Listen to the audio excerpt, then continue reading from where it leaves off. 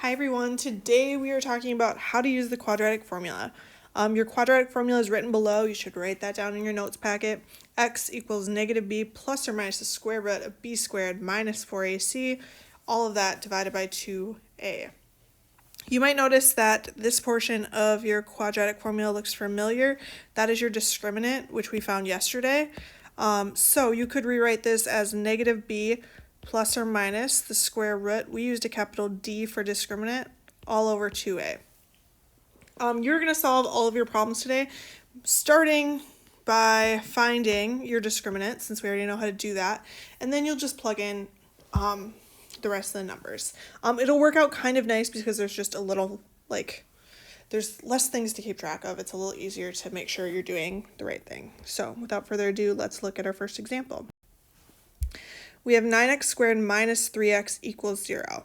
Now notice this one is missing that term that doesn't have any x's. This is the same as 9, let's not use a highlighter. This is the same as 9x squared minus 3x plus 0 equals 0. Again, your a value is the one in front of x squared, so a is going to be 9. B is going to be negative 3, and c is going to be 0. Again, we're going to start by finding the discriminant. Your formula for that is d equals b squared minus 4ac.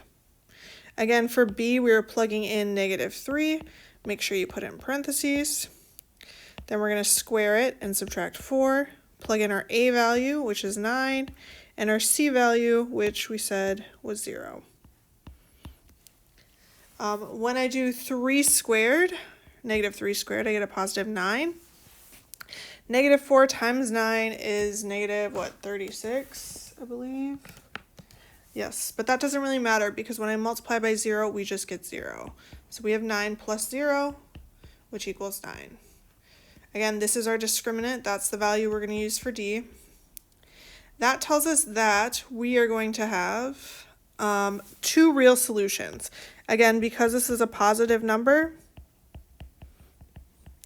I know we have two real solutions. Now we are going to use the quadratic formula to find those two real solutions. Remember, your quadratic formula is that x equals negative b plus or minus the square root. We just found our discriminant, all divided by 2a. We already figured out what a and b were, so we have x equals negative, my b value is negative 3. Then we have plus or minus our discriminant, which is 9, so we need the square root of 9. And then all of that divided by 2 times a, which is 9. I'm going to simplify a little more. So my negative 3 just gives me a positive 3.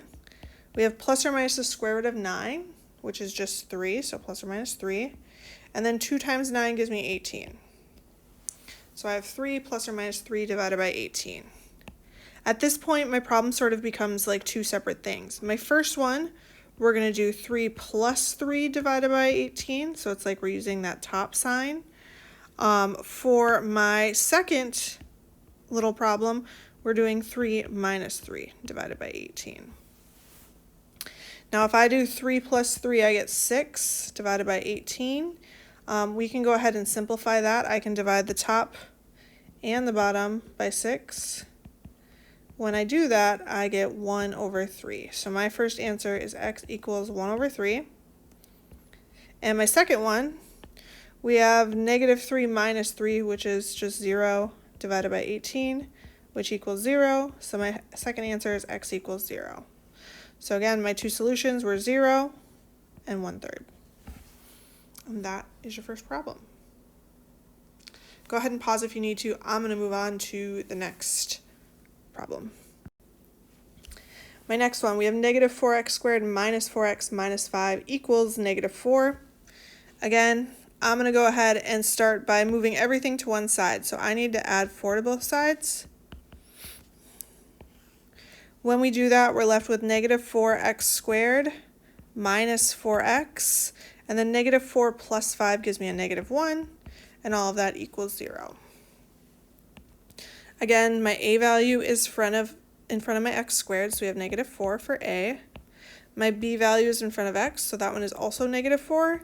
And then my c value is the last one on its own, negative 1.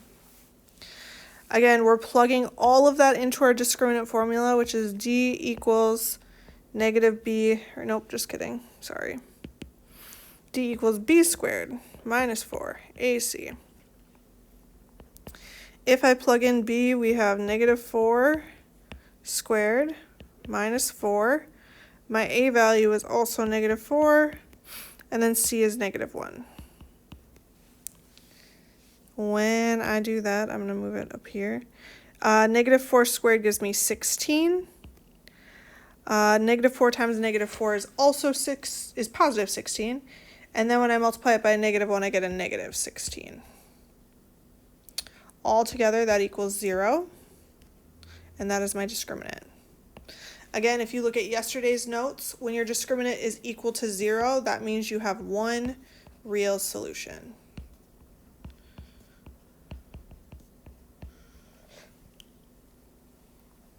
At this point, we've done the work we need to plug it into our quadratic formula. Again, my quadratic formula is x equals negative b plus or minus the square root of my discriminant, all divided by 2a. We've already found all the numbers that we need to put into that formula. So we're going to have x equals negative. My b value was negative 4. Then we have plus or minus the square root of my discriminant, which we said was 0. And then all of that is divided by 2 times our a value, which we said was negative 1. So that means technically we have negative 4, which is a positive 4, plus or minus the square root of 0 is just 0, and then all of that divided by 2 times negative 4, which is negative 8. Again, when I add 0 to 4, I get 4. When I subtract 0 from 4, I get 4. So this is just the same as 4 divided by negative 8. Again, we can simplify. I can divide the top and the bottom by 4, and I get negative 1 over 2. You could also put it in your calculator and get negative 0.5. Like, those are both valid answers. I would take either one. Again, that's our final solution. X equals negative 0.5. And that gets you through example 2. Let's go ahead and look at the next one. You can pause if you need to. My next one is negative x squared plus 4x equals negative 5. Again, I need this whole thing to equal 0, so I'm going to go ahead and add 5 to both sides. 5 doesn't have any x's, so it has to be on its own. So we have negative x squared plus 4x plus 5 equals 0. Remember, there's a sneaky little 1 between that negative and that x squared, and that's my a value, negative 1.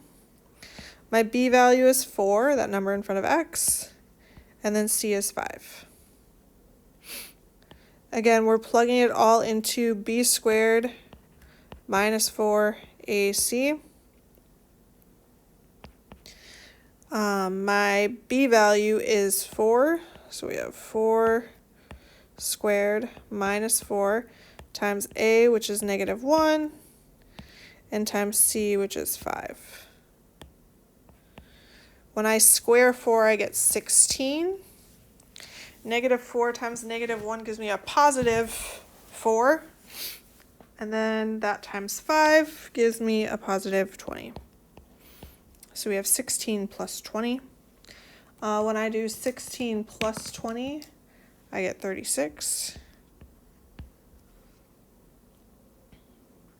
Again, that is my discriminant. My discriminant is positive, so that means I'm going to have 2 real solutions.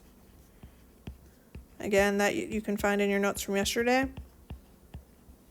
And at this point, we can plug it into our quadratic formula. Again, that formula tells me that x equals negative b plus or minus the square root of your discriminant, all divided by 2a. If I plug in the information I know, we have x equals negative. My b value is 4, plus or minus the square root of 36, which was my discriminant, all divided by 2 times my a value, which is negative 1. Again, negative 4 is just, or negative 4, sorry, my brain. We have negative positive 4, which is just negative 4. So we have all of this equals negative 4 plus or minus. The square root of 36 is 6, all divided by 2 times negative 1, which is negative 2. Again, at this point, we're going to break it into sort of two problems, one where we do plus, one where we do minus. So we're going to do negative 4 plus 6 divided by negative 2. And then we're going to do, let's pick a different color. Why did it do that? Struggling. Oh, I see. Negative 4 minus 6 over negative 2. If I do negative 4 plus 6, I get 2. And then when I divide by negative 2, I get negative 1. So that is my first solution. For my second one, we do negative 4 minus 6, which is negative 10. And if I divide it by 2, I get negative 5, and that is my second solution. So we have x equals negative 1 and x equals negative 5. Those are the two solutions to my problem. All right, I believe we have one more final example for you, hopefully. My next one says find the discriminant of each quadratic equation, then find your solutions. It's the same thing we've been doing. We have x squared plus 15x plus 2 equals 9x. Again, I want everything on the same side, so I'm going to go ahead and start by subtracting 9x from both sides. When I do that, we get 8x squared, and then 15 minus 9 gives me 6x plus 2, and then the whole thing equals 0. Again, your a value is that number in front of x squared, so it's going to be 8. B is the number in front of x, which is 6. And c is that number on its own, which is 2. We're plugging all of those numbers into our discriminant formula. D equals negative b plus or minus the square root. Nope, sorry. I don't know why my brain is not working. Got too many formulas going. D equals b squared minus 4 AC. If we plug in that information, my b value is 6. So we're doing 6 squared minus 4 times a, which is 8, and then times c, which is 2. When I square 6, I get 36. Negative 4 times 8 is negative 32, and then if I multiply that by 2, I get negative 64. So we have 36 minus 64, which equals negative 28. Again, this is my discriminant. Negative 28. Notice that this is a negative number. And if you look at your notes from yesterday, that tells me that there's two complex solutions.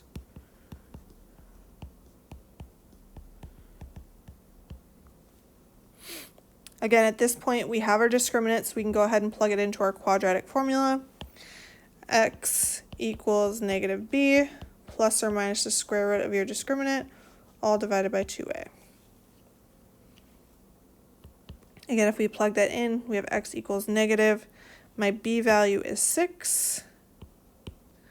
And then we have plus or minus the square root of my discriminant, which is negative 28. And then all of that divided by 2 times my a value, which is 8. Again, we had a positive 6, so when I add that minus, we're just going to make it negative. Negative 6 plus or minus. We have the square root of negative 28. That's going to need a little bit of simplifying. I know I have to break it down into the square root of negative 1, and then I want to see if there's a perfect square that goes into 28. Again, this is the moment where you look at that list on my board and you try to figure out, okay, can I divide 28 by 25, which is a perfect square? That doesn't work. Can I divide it by 16? No. Can I divide it by 9? No. 28 divided by 4? That does work. I know this is the same as 4 times 7. So a perfect square times a number that's not a perfect square. Again, we're going to break it up into 3 different square roots: the square root of -1, the square root of 4, and the square root of 7. From there, we still have that divided by 2 times 8, which is 16. I'm going to simplify those square roots a little bit more. So we have equals -6 plus or minus. The square root of 4 gives me 2. The square root of -1, that's where our I comes in. So we have 2i, and then we have the square root of 7. All of that is divided by 16. Now at this point, you're basically done. I cannot simplify this thing any more than it already is. The only thing you need to be careful of is I notice we have 6, we have 2, and then we have 16. Can we divide all of those by a number? Like essentially, can you pull out, is there something you can divide them all by? You can divide them all by 2. So I'm going to divide the top by 2 and the bottom by 2. When I do that, we get -3, because we did -6 divided by 2, plus or minus 2 divided by 2 gives me I, or just 1i, times the square root of 7. That I do not divide, it stays. I just divided the number out front. And all of that divided by 2, 16 divided by 2, which is 8. So my final answer would be -3 plus or minus 1i root 7 divided by 8. And that is your solution. Technically it's 2 because one of them is a plus, one is a minus. We know it's a complex solution because it involved I. That is all I have for you today. Thank you for watching. We will work more on this next week, so if you have any questions or need any help, we can talk then.